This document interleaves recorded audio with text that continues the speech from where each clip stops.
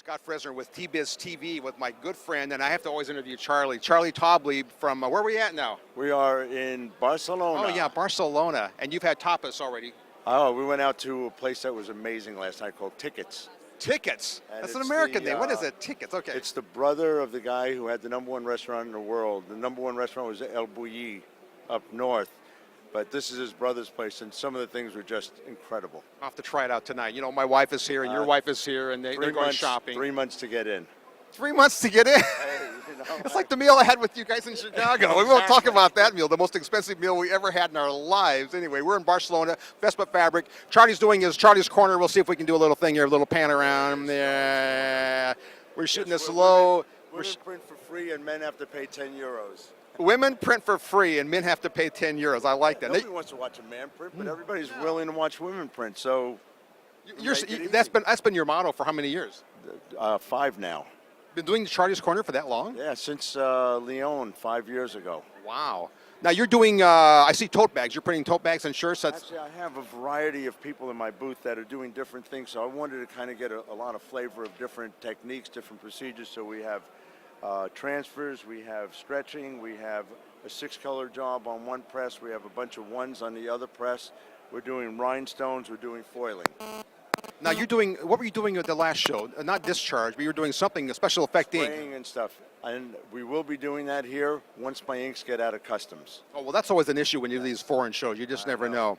So we're in beautiful Barcelona, FespaFabric. It's not very big. I mean, FespaFabric, as this show has been a little smaller. It's not their biggest show. The fabric portion is definitely not the biggest part, but the overall show has a great buzz to it. Oh, it's huge. It's huge. But there's not much screen print here. I mean, I think you're screen printing here, but other than that, you walk around and you see a lot of digital. Right. The biggest screen print show I've been to so far is the one in Stuttgart.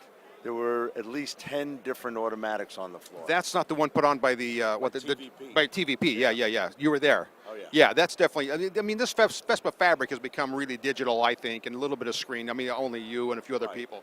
Well, this is actually my 4th show in Europe this year. Have you gone home at all? I was home for 1 day. Susie says, "Where are you going next?" Well, I don't know, but we can go. You go shopping, right? I mean, you know, between that and the 2 shows in the U.S., I've really not been home.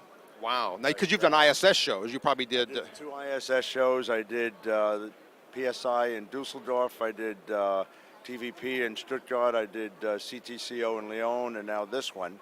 Yeah, you did Lyon, because that was just 2 weeks ago. Yes. Yeah. Oh, yeah. From Stuttgart, I had to take the rail over to Lyon.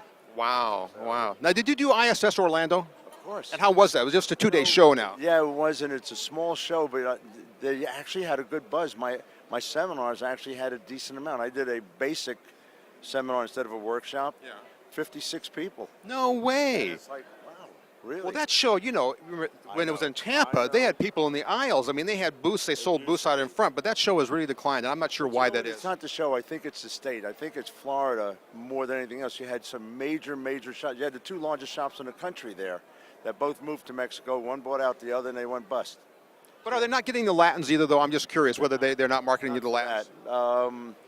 You know, part of the problem, I think, is the Latins are having difficulties getting visas.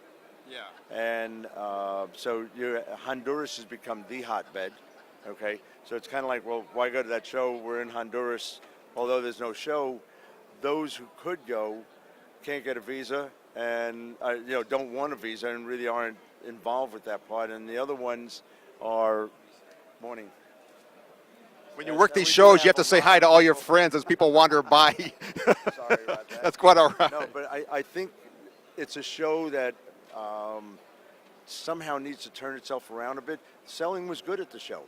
Okay, I mean, I spoke to a number of vendors, and I talked to the guys at Lawson. They had a killer show. Yeah, sometimes the small shows are good, you know, because you've got limited exhibitors, and the buyers have only so where they're supposed to go. Show up actually do quite well because they don't have all the competition. Yeah, I think we've seen a decline in the foreigners at all the shows since 9/11 with the visa issues. People just can't get in. You know, it used to be the shows you go to, and they'd be a third of them foreigners. Absolutely. The other thing is there's so many shows now. I mean, this year alone, I think I'm doing 18 shows. Wow. Well, even with Orlando, you had MBM had their show in Philadelphia the same weekend, and now they're doing. ISS is doing August in Las Vegas. At the same time, MBM is doing Long Beach, and it's kind of a shouting match here. I think Vegas will win out, just because it's Vegas, among other things, and you know. But it's always one of those things of like, who knows where to go. I think it comes down to what kind of work do you want to deal with, what kind of people do you want to interview with. So if you're looking for garments, you'll have to see what the lists look like in terms of who's exhibiting where. Well, NBN gets the sign crowd and the trophy Exactly, crowd, that's and they the get whole kind thing. of a mix, you know. Yeah.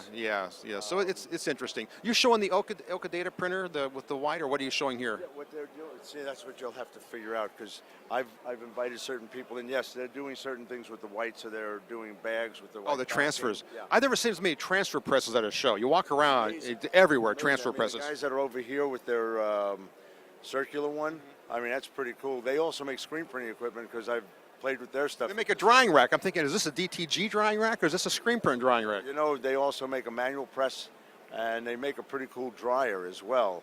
But I thought that their rotary transfer machine, which, if you Yeah. remember, Hicks had something like that on National, whatever it was. I thought it was a screen print press to begin with. Then I saw, no, this is just putting out just transfers. No, it's pretty amazing. I mean, it just comes down to what you're involved with now and what phase of the industry. And, of course, sublimation is still having its major jump. Yeah, which but you is a see big transfers thing. everywhere, and it's amazing. So you've had some good crowds here. I mean, I've looked around. You've had some decent crowds. You're doing a little. This is I don't recall you doing seminars before. I have been. I don't remember you doing that. Every time I schedule something, nobody shows up on time. So the easiest thing is I just open up my bag, start showing some samples, and all of a sudden you get this. Isn't that funny? crowd. It's like this sucking sound. They just they just thing. show up.